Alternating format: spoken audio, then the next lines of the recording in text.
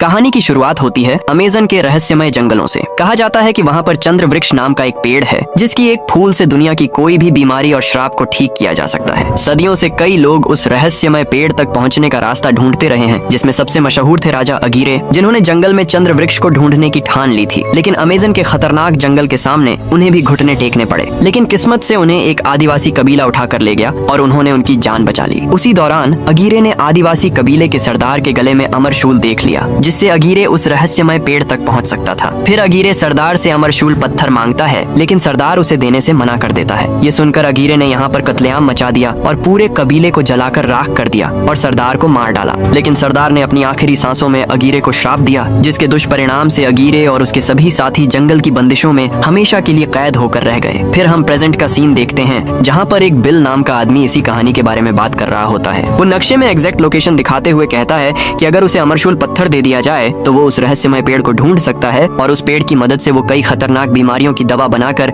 बीमारियों को खत्म कर सकता है। दरअसल ये स्पीच वहाँ बैठी उसकी बहन ने लिखी थी, जिसका नाम लिली होता है। लिली इस स्पीच को पढ़ रही होती है और उसका भाई बिल उसके साथ साथ स्पीच को बोल रहा होता है, ताकि वो सोसाइटी के लोगों से अमरशूल पत्थर ले सके और एक नई खोज कर सके। अब यहाँ पर लिली को पता पड़ता है कि बिल सोसाइटी के लोगों को अमरशूल देने के लिए मना नहीं पाएगा, तो वो इस काम को खुद ही करने के लिए निकल जाती है। लिली के हाथ पर अमरशूल तक जाने का नक्शा बना होता है और लिली उसी की मदद से आगे बढ़ रही होती है। तभी रास्ते में उसकी टक्कर प्रिंस पार्क से हो जाती है। प्रिंस पार्क को लगता है शायद लिली रास्ता भटक गई है और वो लिली को आगे का रास्ता बता देता है। अब लिली उस गेट के पास आ जाती है जहाँ अमरशूल रखा होता है। लिली इस गेट को खोलने की कोशिश करती है, लेकिन तभी यहाँ पर एक आदमी आ जाता है और वो कहता है कि यहाँ पर किसी को भी आने की इजाजत नहीं है। इस पर लिली कहती है मुझे पता नहीं था, और लिली इस आदमी को बेहोश कर देती है और गेट खोलकर छुपके से अंदर चली जाती है। यहाँ पर लिली देखती है कि इस रूम में बहुत सारे लोग काम कर रहे होते हैं, तो लिली वहाँ रखी लड़कों वाली ड्रेस पहन लेती है और लिली उस पेटी तक पहुँच जाती है जिसमें वो अमरशूल पत्थर रखा होता है। अब लिली जैसे तैसे इस पेटी को खोल लेती है और उसके अंदर एक बॉक्स रखा होता है जिसमें अमरशूल रखा होता है। तभी यहाँ पर प्रिंस पार्क आ जाता है और वो भी उस अमरशूल पत्थर को लेने के लिए यहाँ आया होता है। तभी प्रिंस पार्क पेटी खोलकर देखता है तो उसमें से अमरशूल पत्थर गायब हो चुका था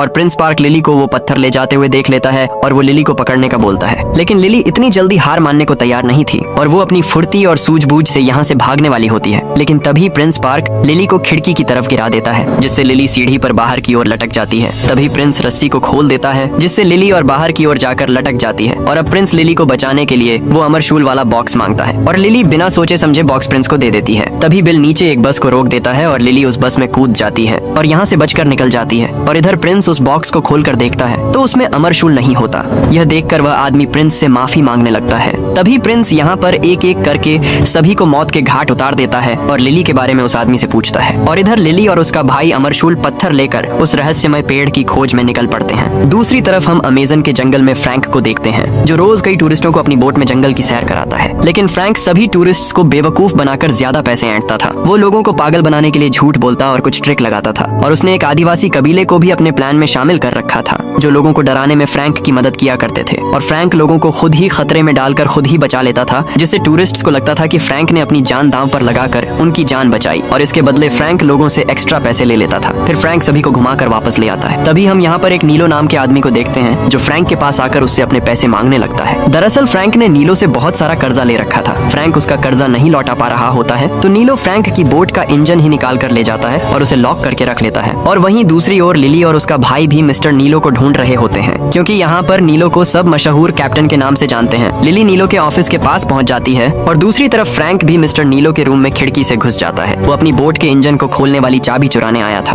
और तभी बाहर से लिली गेट खटखटाने लगती है और उसे अमेज़न जंगल में ले जाने के लिए कहती है और नीलो को बहुत सारे पैसे देने का बोलती है। पैसों के बारे में सुनते ही फ्रैंक गेट खोल देता है और अपने आप को मिस्टर नीलो बताने लगता है। फिर लिली अपना नक्शा निकालकर बताती है कि हमें इस जगह पर जाना है। नक्शा देखकर फ्रैंक उससे कहता है तुम्हें यह नक्शा कहाँ से मिला? इस पर लिली कहती है ये मेरे पिताजी का है और वो मुझे इसी नक्शे को दिखाकर चंद्र वृक्ष की कहानी सुनाते थे। इस पर फ्रैंक हंसने लगता है और कहता है कि वो कहानी बस एक कहानी है, वो सच में नहीं है। इस पर लिली फ्रैंक से कहती है ठीक है, तुम मुझे वहाँ नहीं ले जा सकते हो तो मैं दूसरा कैप्टन ढूंढ लूंगी। ये सुनते ही फ्रैंक तुरंत लिली को एक होटल में डील करने के लिए ले आता है। अब यहाँ पर फ्रैंक लिली से $20,000 में डील पक्की कर लेता है। इसी बीच पीछे से उसका भाई बिल ने पहले ही असली मिस्टर नीलो से 50,000 में डील पक्की कर चुका था। ये देखकर लिली को पता चल जाता है कि फ्रैंक नीलो नहीं है, बल्कि वो मिस्टर नीलो का कर्जदार है। तभी फ्रैंक लिली के गले में अमरशूल पत्थर देख लेता है। अब फ्रैंक अमरशूल पत्थर पाने के लिए लिली को अपने हाथ से नहीं जाने दे सकता था, तो वो डील के पैसे घटाकर 10,000 में ले जाने के लिए कहता है और इसी बीच एक जैगुआर होटल में घुस घुसाता है। जैगुआर को देखकर वहाँ बैठे सभी लोग अपनी अपनी जान बचाकर यहाँ से भागने लगते हैं और उसी दौरान मिस्टर नीलो भी यहाँ से भाग जाते हैं। तभी जैगुआर हमला करता है, लेकिन फ्रैंक बीच में आकर जैगुआर से लड़ने लगता है। कुछ देर तक फ्रैंक और जैगुआर के बीच घमासान युद्ध होता है। फिर फ्रैंक एक मांस का टुकड़ा खिड़की से बाहर फेंक देता है और जैगुआर उसके पीछे भाग जाता है और फ्रैंक यहाँ पर सबकी नजरों में हीरो बन जाता है। ये देखकर लिली फ्रैंक से इम्प्रेस हो जाती है और उससे 12,000 में फिर से डील पक्की कर लेती है। फिर लिली और उसका भाई बोट पर अपनी जरूरत का सामान रखने लगते हैं। इसी बीच प्रिंस पार्क के लोग लिली को किडनैप करके पक्षियों के पिंजरे में बंद कर देते हैं और यहाँ से ले जाने लगते हैं। तभी यहाँ पर नीलो भी आ जाता है क्योंकि फ्रैंक ने फिर से उसका इंजन चुरा लिया होता है। ये देखकर फ्रैंक यहाँ से जल्दी निकलने की कोशिश करता है और नीलो के लोगों के आने से पहले यहाँ से निकल जाता है, लेकिन लिली अभी तक बोट पर नहीं आई होती है और इधर लिली मौका देखकर दुश्मनों पर हमला कर देती है और वहाँ पर सारे पक्षी उड़ जाते हैं। पक्षियों को देखकर फ्रैंक समझ जाता है कि लिली मुसीबत में है। फिर फ्रैंक बिल के हाथ में बोट थमाकर लिली की मदद करने चला जाता है और वहीं लिली प्रिंस के लोगों को अकेले ही धूल चटा देती है। उसी बीच फ्रैंक वहाँ पहुँच जाता है और लिली का एक जोरदार घूंसा खाता है। इस पर लिली उसे सॉरी बोलती है। फिर दोनों यहाँ से बोट की ओर जाने लगते हैं, लेकिन रास्ते में फ्रैंक पानी में कूदकर आगे जाने का बोलता है, लेकिन लिली को तैरना नहीं आता तो वो दूसरे रास्ते से जाने का फैसला लेती है और दुश्मनों से बचते हुए लिली तार पर झूलकर बोट की ओर बढ़ती है और फ्रैंक भी लिली के पास बोट पहुंचाने की कोशिश करता है। तभी लिली के चेहरे पर एक कपड़ा आकर चिपक जाता है, जिससे लिली को कुछ भी दिखाई नहीं देता और वो आगे जाकर जोर से टकराती है और गिर जाती है। उसी दौरान फ्रैंक भी बोट को लिली के पास ले आता है और लिली जल्दी से बोट पर चढ़ जाती है। वहीं दूसरी ओर प्रिंस पार्क को उसका एक साथी बताता है कि लिली फिर से बचकर निकल गई। इस पर प्रिंस बहुत गुस्सा होता है और खुद लिली से वो अमरशूल पत्थर छीनने के लिए निकल पड़ता है। दरअसल प्रिंस पार्क को वो अमरशूल पत्थर इसलिए चाहिए क्योंकि वो चंद्रवृक्ष के फूल से अपनी सेना को बहुत शक्तिशाली बनाना चाहता है, जिससे वो विश्व युद्ध जीतकर पूरी दुनिया पर राज कर सके। फिर प्रिंस अपनी सबमरीन को ऊपर लाता है और फ्रैंक की बोट पर ताबड़तोड़ गोलियां बरसाने लगता है। ये देखकर फ्रैंक अपनी बोट को फुल स्पीड में भगाने लगता है और जब इससे बात नहीं बनती तो प्रिंस फ्रैंक की बोट को उड़ाने के लिए एक मिसाइल छोड़ देता है। यह देखकर फ्रैंक अपनी बोट की स्पीड बढ़ाकर सीधे एक घर की ओर ले जाता है और घर पर अपनी बोट चढ़ाकर उसे बचा लेता है और मिसाइल नीचे निकल जाती है और फ्रैंक यहाँ से बचकर निकल जाता है। इधर प्रिंस की सबमरीन के इंजन में एक रस्सी लिपट जाती है, जिससे वो अनकंट्रोल हो जाती है और मिस्टर नीलो की लगभग सभी बोट को मिटा देती है। अब रास्ते में जाते समय फ्रैंक अपनी बोट से बातें करता है और उसके जख्मों पर मरहम करता है। ये देखकर लिली उसे सटका हुआ समझती है। फिर लिली शांति से बैठकर किताब पढ़ रही होती है। इसी बीच पानी में से कई सारी पिंक कलर की डॉल्फिन सतह पर आकर मस्ती करने लगती हैं। यह देखकर लिली बहुत खुश हो जाती है और डॉल्फिन्स के साथ खेलने लगती है। यह देखकर फ्रैंक लिली से कहता है, ये बहुरूपीय हैं, इनकी आंखों में मत देखना,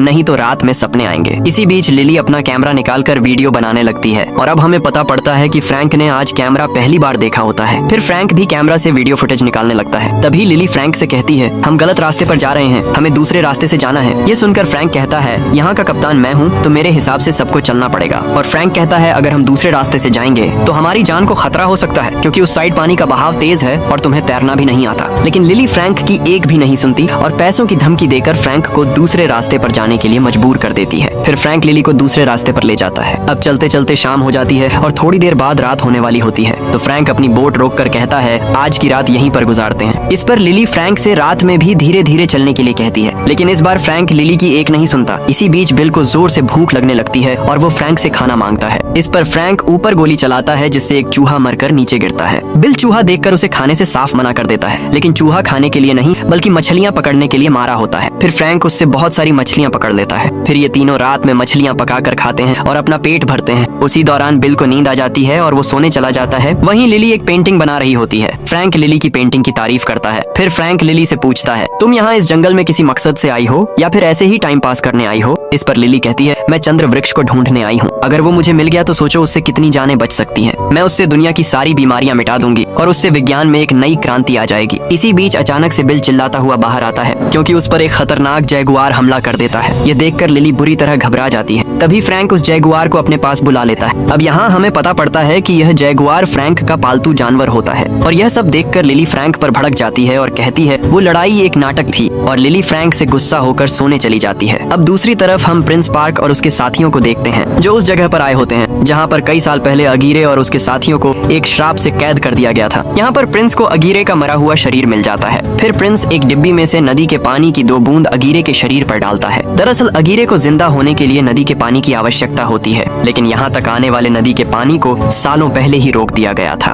तभी अचानक अगीरे के शरीर से एक सांप निकलकर प्रिंस के एक साथी को काट लेता है। इस पर प्रिंस उन सांपों से कहता है, तुम्हें आजाद होने के लिए नदी के पानी की जरूरत है। अगर तुम मेरी अमरशूल पत्थर लाने में मदद करोगे तो मैं तुम्हें यहाँ से आजाद कर सकता हूँ और चंद्र वृक्ष हासिल करके हम दोनों अपने अपने मकसद पूरे कर सकते हैं। इस पर सांप मान जाता है। फिर प्रिंस यहाँ तक नदी के पानी को पहुँचा देता है, जिससे अगीरे और उसके साथी फिर से जिंदा हो जाते हैं। और दूसरी तरफ लिली और फ्रैंक नक्शे की मदद से अपनी मंजिल तक पहुँच जाते हैं। लेकिन फ्रैंक रास्ते में लिली से कहता है, आगे रास्ता खराब आने वाला है, अपना जो भी जरूरी सामान है उसे ठीक से रख लो और पकड़ कर बैठ जाओ। तभी पत्थरीला और तेज बहाव वाला रास्ता आ जाता है, जिस पर बोट अनकंट्रोल हो जाती है। इस पर फ्रैंक लिली से कहता है, अभी भी समय है, वापस लौट चलते हैं। लेकिन अब लिली पीछे हटने को तैयार नहीं थी। तभी पानी का बहाव और तेज हो जाता है और सामने एक बहुत बड़ा झरना आ जाता है। ये देखकर सभी लोग बुरी तरह घबरा जाते हैं और बोट तेजी से झरने की तरफ जाने लगती है। अब फ्रैंक अपनी पूरी ताकत लगाकर बोट को मोड़ देता है। तभी बोट का इंजन काम करना बंद कर देता है। लेकिन फ्रैंक हार नहीं मानता और वो जैसे तैसे इंजन चालू करके बोट को आगे बढ़ा ही लेता है। फिर दूसरे रास्ते पर बोट को ले जाता है और अब सभी की जान में जान आती है। और फ्रैंक लिली की तरफ गुस्से में देखता है, क्योंकि उसके मना करने के बावजूद लिली उसे इस रास्ते से लाई होती है। फिर भी फ्रैंक लिली से एक बार और यहाँ से वापस जाने के लिए पूछता है, लेकिन लिली फिर भी यहाँ से वापस जाने से मना कर देती है और कहती है, मुझे तो इस सफर में बहुत मजा आ रहा है। इसी बीच लिली को उल्टियाँ होने लगती हैं और लिली को देखकर सभी को उल्टियाँ होने लगती हैं। अब हम फ्रैंक और बिल को जंगल में लकड़ियाँ काटते हुए देखते हैं और दोनों आपस में लिली की बुराई कर रहे होते हैं। और इधर बोट पर लिली छुपके से फ्रैंक के गुप्त रूम का लॉक खोलकर अंदर घुस जाती है। लिली यहाँ पर कई चीजें देखती है। उसी दौरान लिली को यहाँ पर अमरशूल पत्थर और चंद्र वृक्ष से जुड़ी एक सीक्रेट किताब मिलती है। ये सब देखकर लिली को फ्रैंक पर शक होता है। तभी फ्रैंक बोट पर आ जाता है और लिली फ्रैंक से इन सब के बारे में बात करती है। वो कहती है, तुम हमसे और कितना झूठ बोलोगे, सीधे सीधे बता दो कि तुम्हें भी वो चीज हासिल करनी है। इस पर फ्रैंक लिली से कहता है, मुझे अब चंद्र वृक्ष हासिल नहीं करना है। ये सच है कि मैं चंद्र वृक्ष ढूंढ रहा था, बिल्कुल तुम्हारी ही तरह। और अपना नक्शा दिखाते हुए कहता है, मैंने अमेज़न जंगल का कोना कोना छान मारा है, लेकिन मुझे चंद्र वृक्ष कहीं नहीं मिला और अब मैंने उम्मीद छोड़ दी है। तभी लिली फ्रैंक से कहती है, क्योंकि तुम्हारे पास अमरशूल नहीं था। उसी दौरान बाहर बिल पर कोई हमला कर देता है। लिली आवाज सुनकर बाहर आती है। उसी दौरान लिली पर भी कोई हमला कर देता है, जिससे लिली भी बेहोश हो जाती है। तभी फ्रैंक पर भी हमला हो जाता है और वह भी बेहोश हो जाता है। दरअसल ये इस जंगल के सबसे खतरनाक आदिवासी होते हैं, जो फ्रैंक और उसके साथियों को बंदी बनाकर ले जाते हैं। अब ये लोग इन्हें धक्के मारते हुए अपने सरदार के सामने ले जाते हैं। इसी बीच लिली एक लॉकेट चुरा लेती है। तभी फ्रैंक सरदार के सामने जाकर एक दूसरी भाषा में उससे बात करता है और सरदार लिली से वो अमरशूल पत्थर मांगता है। वो कहता है, वो अमरशूल हमारे कबीले से ही चोरी हुआ था। अगर तुम्हें अपनी जान से प्यार है तो वो अमरशूल हमें वापस कर दो। ये सब फ्रैंक लिली को ट्रांसलेट करके बताता है, लेकिन ये सुनकर लिली अमरशूल देने से साफ इनकार कर देती है। और फ्रैंक ट्रांसलेट करते हुए लिली की बात सरदार को कहता है, मैं आपका अमरशूल तब तक नहीं लौटाऊंगी जब तक मैं चंद्र वृक्ष नहीं ढूंढ लेती। इसी बीच लिली हाथ खोलकर मरने मारने पर उतर आती है। तभी सरदार लिली के पास आकर जोर से हंसने लगती है और वो फ्रैंक की पोल खोल देती है। वो कहती है, ये कैसी लड़की को लेकर आए हो, ये तो मरने मारने पर उतर आई। और सरदार अगली बार से फ्रैंक से डबल पैसे लेने की बात कहती है। अब लिली को सब समझ आ जाता है। फ्रैंक लिली को इस बारे में बताने ही वाला होता है, लेकिन वो भूल जाता है। तभी लिली फ्रैंक को एक जोर का घूंसा मारकर वहाँ से चली जाती है। अब लिली कबीले की सरदार से इस अमरशूल पत्थर के बारे में पूछने लगती है। इस पर कबीले की सरदार अमरशूल को देखकर लिली को उसमें लिखी एक पहेली बताती है और कहती है, अमावस्या की रात चंद्र वृक्ष का फूल खिलता है और 2 दिन बाद वो रात आने वाली है। और कहती है कि एक सांप जिसने अपनी ही पूंछ को काट लिया है, उसी जगह पर चंद्र वृक्ष मिलेगा। यह सुनते हुए लिली नक्शे में उस लोकेशन को भी देख रही होती है और अब लिली को चंद्र वृक्ष की एक्सिट लोकेशन पता पड़ जाती है। और अब लिली यहाँ से अकेले ही वहाँ जाने की बात कहती है। यह सुनकर फ्रैंक उससे कहता है कि अकेले में तुम्हारी जान को खतरा हो सकता है। इस पर लिली फ्रैंक को धोखेबाज और मतलबी कहकर उसके मुंह पर उसके 12,000 रुपए देकर यहाँ से जाने लगती है। इसी बीच कुछ देर बाद यहाँ पर अगीरे और उसके साथी आ जाते हैं और वो एक एक करके सभी लोगों को मारने लगते हैं। यह देखकर फ्रैंक तुरंत लिली के पास जाकर उसे यहाँ से अभी निकलने को कहता है और लिली से अमरशूल मांगता है। इस पर लिली उससे मना कर देती है। तभी यहाँ पर अफरा तफरी मच जाती है। सभी लोग दुश्मन से बचकर इधर उधर भाग रहे होते हैं। तभी अगीरे, जिसके शरीर पर बहुत सारे सांप लिपटे होते हैं, फ्रैंक का रास्ता रोक लेता है। फ्रैंक मौका देखकर यहाँ से भागता है। उसी दौरान एक दूसरा टहनियों वाला राक्षस लिली को पकड़ लेता है। फ्रैंक जैसे तैसे उससे लिली को बचाता है। तभी एक कीचड़ वाला दानव उन पर हमला कर देता है। अब फ्रैंक लिली को बचाते हुए उस पर आग से हमला करता है, जिससे वो जल जाता है और गिरकर टूट जाता है। उसी दौरान एक शहद वाला राक्षस लिली को पकड़ लेता है और उस पर बिल गोली चलाता है, लेकिन उसको कुछ भी नहीं होता। फिर वो लिली के गले से अमरशूल छीनकर अगीरे की तरफ फेंक देता है। अमरशूल मिलते ही अगीरे वहाँ से भागने लगता है, लेकिन फ्रैंक उसे देख लेता है और उससे अमरशूल छीनने के लिए आ जाता है, लेकिन अमरशूल उसके सांप के मुंह में होता है। तभी अगीरे फ्रैंक के सीने में तलवार घुसा देता है, लेकिन फ्रैंक अमरशूल छीनकर नीचे गिरने लगता है और गिरते गिरते फ्रैंक अमरशूल को लिली की तरफ फेंक देता है और नीचे गिर जाता है। ये देखकर लिली को फ्रैंक के लिए बहुत बुरा लगता है। तभी सरदार लिली को यहाँ से भागने के लिए कहती है और साथ में कहती है कि जितना हो सके नदी से दूर रहना, क्योंकि अगीरे और उसके साथी नदी से बंधे हुए हैं। फिर लिली अपनी पूरी जान लगाकर यहाँ से भागने लगती है और अगीरे और उसके साथी भी अमरशूल के लिए लिली का पीछा कर रहे होते हैं। तभी एक साथी लिली को नीचे गिरा देता है और अगीरे लिली से अमरशूल लेने ही वाला था। तभी नदी इन सभी को वापस खींच लेती है। यह देखकर लिली को थोड़ी राहत मिलती है। अब इधर अगीरे और उसके साथी आपस में बातें करते हैं और अमरशूल कैसे हासिल करें सोचते हैं, क्योंकि अगीरे और उसके साथी नदी नदी से दूर नहीं जा सकते। तभी अगीरे प्रिंस पार्क का नाम लेते हुए कहता है कि ये काम अब एक ही आदमी कर सकता है। फिर अगीरे प्रिंस तक खबर भेजने के लिए कुछ मधुमक्खियों को भेजता है और इधर लिली को फ्रैंक मिल जाता है और वो जिंदा होता है। ये देखकर लिली बहुत खुश हो जाती है, लेकिन फ्रैंक के सीने में अभी भी तलवार फंसी होती है। ये देखकर लिली घबरा जाती है। इस पर फ्रैंक उससे तलवार निकालने को कहता है। फिर लिली फ्रैंक के सीने से तलवार खींचकर बाहर निकाल देती है। ये देखकर बिल बेवजह बेहोश हो जाता है। फिर कुछ देर बाद बिल को होश आता है और लिली बिल को यहीं छोड़कर आगे बढ़ने की बात कहती है। और दूसरी तरफ प्रिंस अपनी सबमरीन से आगे बढ़ रहा होता है। तभी उसको बाहर कुछ मधुमक्खियां दिखाई देती हैं। मधुमक्खियों को देखकर प्रिंस तुरंत अंदर आने का रास्ता खोल देता है और मधुमक्खियां अंदर आकर प्रिंस से बात करती हैं और नक्शे पर बैठकर उसे सारी बात बता देती हैं कि अमरशूल कहाँ मिलेगा। वहीं दूसरी ओर लिली फ्रैंक के घाव पर टांके लगा रही होती है। उसी दौरान लिली फ्रैंक से पूछती है, आखिर तुम हो क्या? ये सुनकर फ्रैंक लिली को उसके बारे में सारी बात बताता है कि वो कौन है। फ्रैंक कहता है, मेरे पिता एक सिपाही थे। उनके जाने के बाद अगीरे के पिता ने मुझे अपना लिया और उन्होंने अगीरे और मुझे भाइयों की तरह पाला। मेरी उम्र 400 साल की है। एक दिन अचानक अगीरे की बेटी की तबीयत खराब हो गई और उस बीमारी को सिर्फ चंद्र वृक्ष के फूल से ही ठीक किया जा सकता था। इसीलिए हम लोग चंद्र वृक्ष की तलाश में निकल पड़े। हमें रास्ते में बहुत कठिनाइयां आई, लेकिन हमने हार नहीं मानी। हमें अगीरे की बेटी की जान हर हाल में बचानी थी। इसलिए मैंने यह नक्शा बनाया ताकि हम जल्दी चंद्र वृक्ष ढूंढ सकें। लेकिन हम जंगल के सामने नहीं टिक सके और हम एक एक करके खत्म होते चले गए। लेकिन सही समय पर हमें जंगल में रहने वाले आदिवासी उठाकर ले गए और उन्होंने हमारी जान उसी चंद्र वृक्ष के फूल से बचाई। अगीरे इस सब से बहुत खुश हो चुका था और वो सोचने लगा कि अब उसकी बेटी की जान बच जाएगी। और फिर एक दिन अगीरे ने सरदार से अमरशूल मांगा और चंद्र वृक्ष तक ले जाने को बोला, लेकिन सरदार ने वहाँ जाने के लिए साफ मना कर दिया। मना करते ही अगीरे ने सरदार को मार डाला और वहाँ कत्लेआम मचा दिया। जिन लोगों ने हमें बचाया अगीरे ने उन्हें ही मार दिया, लेकिन मैं इसके खिलाफ था, इसलिए मैंने इसमें अगीरे का साथ नहीं दिया और मैंने अमरशूल बचाने के लिए मदद की। उसी बीच सरदार ने मरते मरते आखिरी समय में अगीरे और हम सबको एक श्राप दिया, जिससे अगीरे और उसके साथी नदी से दूर नहीं जा सकते थे। अगर वो नदी से दूर गए तो उन्हें जंगल हमेशा के लिए कैद कर लेगा। लेकिन मैंने सभी की जान बचाने के लिए अगीरे और उसके साथियों को एक ऐसी जगह कैद कर दिया जहाँ से जंगल उन्हें कभी नहीं निकाल सकता था और वो अगले 300 साल तक वहीं फंसे रहे। और अब वो लोग वहाँ से कैसे निकल गए पता नहीं। और उतने समय में मैंने एक गांव बसा दिया और कई दोस्त बनाए, कई दोस्त बिछड़े और फिर मैंने चंद्र वृक्ष ढूंढने का फैसला किया। फिर मैंने एक बोट बनाई और चंद्र वृक्ष को ढूंढने निकल गया,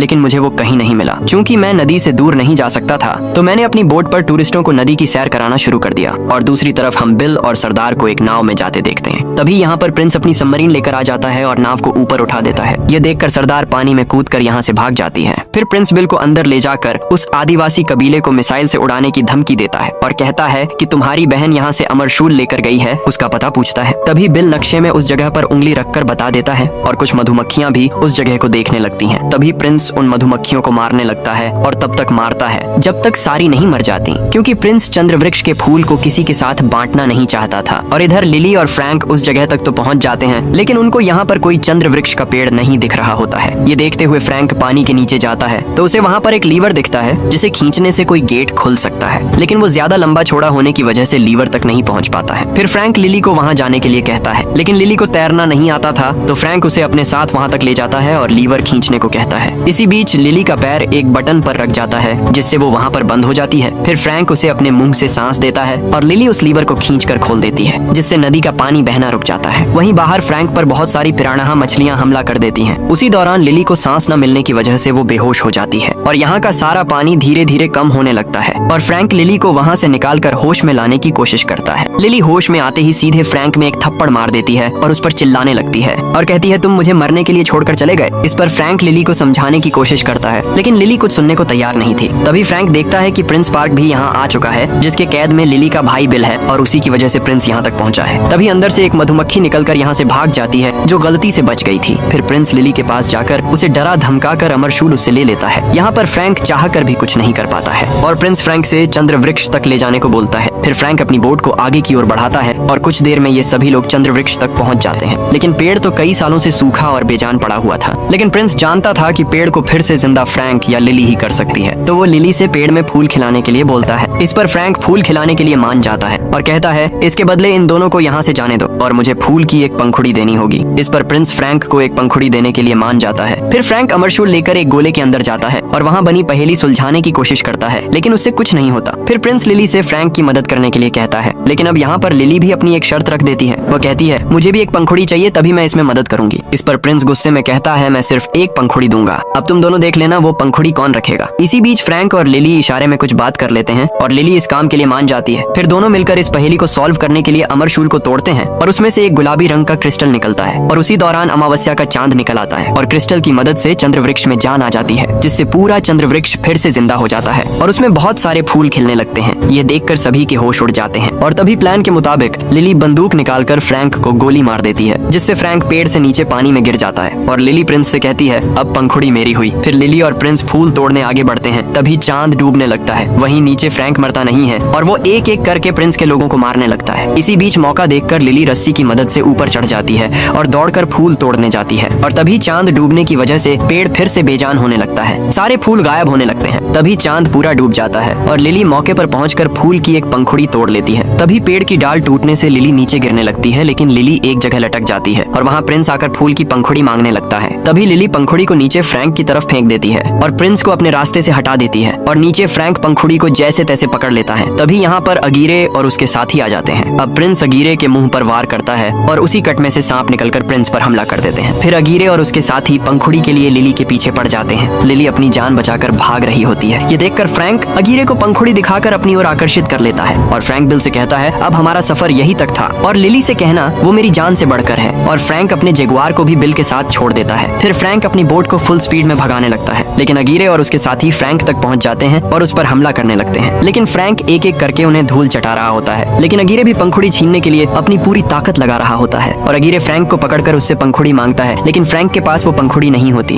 और उसी दौरान बोट आगे दीवार से टकरा जाती है, जिससे बोट के छितड़े उड़ जाते हैं और जंगल की लंबी लंबी डालें आकर फ्रैंक और उसके साथ सभी लोगों को पकड़कर अपने में कैद कर लेती हैं और सभी एक बार फिर पत्थर की बेजान मूरत में बदल जाते हैं। और इधर बिल लिली से कहता है फ्रैंक तुम्हें खुद की जान से भी बढ़कर मानता था और वो तुम्हारे लिए यह पंखुड़ी देकर गया है। ये देखकर लिली घबराकर फ्रैंक की ओर भागती है और लिली यहाँ पर आकर देखती है तो फ्रैंक एक बेजान पत्थर की मूरत में बदल चुका था। अब लिली बहुत दुखी हो जाती है और फ्रैंक के चेहरे को हाथ लगाकर एल उससे रोते हुए कुछ कहती है और अपने पास रखी पंखुड़ी को निकालकर फ्रैंक के मुंह में रख देती है, जिससे पंखुड़ी फ्रैंक के मुंह में चली जाती है। लेकिन इससे कुछ होता नहीं है और लिली उदास होकर यहाँ से जाने लगती है। लेकिन फ्रैंक का पालतू जगुआर अभी तक यहीं बैठा होता है। तभी फ्रैंक के चेहरे पर पिंक कलर की रोशनी निकलती है और इधर लिली को भी इसका एहसास हो जाता है और लिली वापस फ्रैंक के पास जाती है और वो देखती है कि फ्रैंक फिर से इंसान बन रहा होता है। तभी फ्रैंक बाहर निकल आता है। ये देखकर लिली बहुत खुश हो जाती है और फ्रैंक को गले लगा लेती है। फिर दोनों एक लंबी किस करते हैं। तभी अचानक से डूब चुका चांद फिर से निकल आता है, जिससे पेड़ में एक और पंखुड़ी खिल उठती है। फिर लिली पंखुड़ी को तोड़कर वापस अपने घर आ जाती है और फिर हम बिल को सोसाइटी के लोगों के बीच देखते हैं, जो सभी को अपने रोमांचक सफर के बारे में बता रहा होता है। और अब बिल चंद्रवृक्ष ढूंढने के बाद एक बड़ा आदमी बन चुका था और वहीं लिली फ्रैंक को अपनी दुनिया में कार चलाना सिखा रही होती है। और इसी सीन के साथ ये कहानी यहीं पर खत्म हो जाती है। अगर आपको हमारी वीडियो अच्छी लगी हो तो वीडियो को एक लाइक करें और चैनल को सब्सक्राइब जरूर करें।